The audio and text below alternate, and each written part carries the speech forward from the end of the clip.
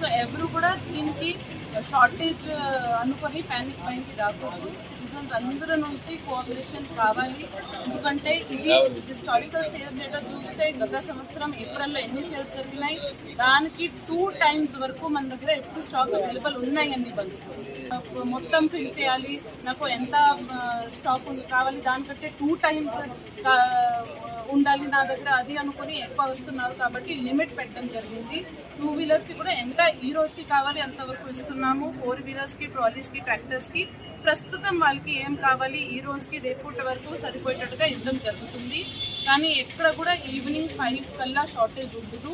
ప్రతి ఒక్క బంక్కి సప్లైస్ వస్తాయి. సో ఎవరు కూడా ప్యానిక్ బయింగ్కి వెళ్ళకూడదు, హోర్డింగ్కి వెళ్ళకూడదు. రైతులకి కూడా చెప్పడం జరుగుతుంది. ఎక్కడెక్కడ వాళ్ళు క్యాన్స్ తీసుకుని వచ్చారు, అక్కడ ఉన్న లోకల్ సచివాలయం సిబ్బంది, విఆర్ఓ, అగ్రికల్చర్ అసిస్టెంట్ సర్టిఫికేషన్ ఇస్తున్నారు. వాళ్ళు నిజంగా రైతులు వాళ్ళ దగ్గర హార్వెస్టర్స్ ఉన్నాయి లేదా ఎక్విప్మెంట్ ఉన్నాయి. ఆ సర్టిఫికేషన్ని బట్టి వారికి కూడా ఒక 2 రోజుకి తగ్గట్టుగా సరిపోయేటట్టుగా ఇవ్వడం జరుగుతుంది.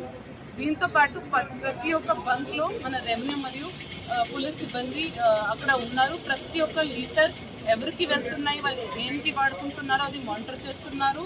ఎక్కడ కూడా గొడవలకి అవకాశం లేదు, ఎక్కడ కూడా హాస్టిలిటీకి అవకాశం లేదు. అందరికీ ఈక్వల్గా సమానంగా అందరికీ ఇవ్వడానికి డిస్ట్రిక్ట్ అడ్మినిస్ట్రేషన్ సిద్ధంగా ఉంది. సిటిజన్స్ అందరూ దీనికి సహకరించాలి కోరుకుంటున్నారు.